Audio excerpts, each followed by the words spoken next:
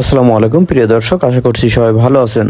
আসলে ওসমান হাদি মরে নাই, ওসমান হাদি বেঁচে আছে আমাদের সবার অন্তরে, কোটি মানুষের হৃদয়ে। ওসমান হাদি সবসময় ন্যায়ের পক্ষে কথা বলতেন, উনি সবসময় ন্যায়ের পক্ষেই ছিলেন। ওসমান হাদি বলে গেছে, সবাই যখন মৃত্যুটাকে ভয় পায় তখন তিনি হাসতে হাসতে মৃত্যুটাকে শহীদ হিসেবে বরণ করে নিতে চায়। তার আশেপাশে যে শত্রুরা ছিল তারাই তাকে শুট করে মেরে ফেলেছে। ওসমান হাদির ভিতরে ছিল লড়াকু শক্তি এবং দাম্ভিকতা।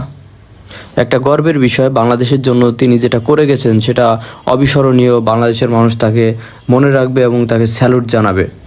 তাকে বাংলাদেশের মানুষ শ্রদ্ধা ভরে স্মরণ করবে। ওসমান হাদি সময় টিভিকে এটাও বলে গেছেন যে সে একটা ইনসাফের জীবন লিড করে হাসি মুখে আল্লাহর কাছে যেতে পারছেন। তিনি এটাও বলেছেন যে তার মা সবসময় কান্নাকাটি করতো, সে যে এই লড়াই করে, এই সংগ্রাম করে এর জন্য।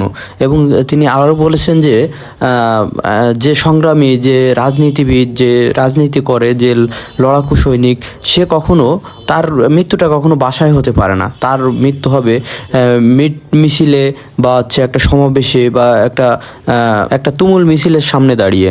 এবং ওসমান হাদি আরও বলে গেছেন, কোনো একটা মিছিলের সামনে সে মনে করেন দাঁড়িয়ে আছে এবং একটা বুলেট এসে তার গায়ে ক্ষতবিক্ষত করে দিয়েছে এবং সে হাসি মুখে শহীদ হয়ে গেছেন। আজ 19শে ডিসেম্বর জুম্মার দিনে প্রতিটা মসজিদে ওসমান হাদিকে নিয়ে মোনাজাত হয়েছে এবং তাকে নিয়ে দোয়া অনুষ্ঠান হয়েছে।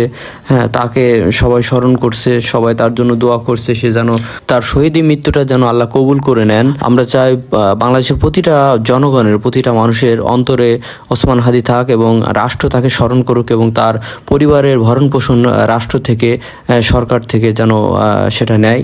সেটাই আমাদের প্রত্যাশা। তাকে বাংলাদেশের মানুষ শ্রদ্ধা ভরে স্মরণ করবে। আজকের মতো এ পর্যন্তই। সবাই ভালো থাকবেন, সুস্থ থাকবেন। আল্লাহ হাফেজ।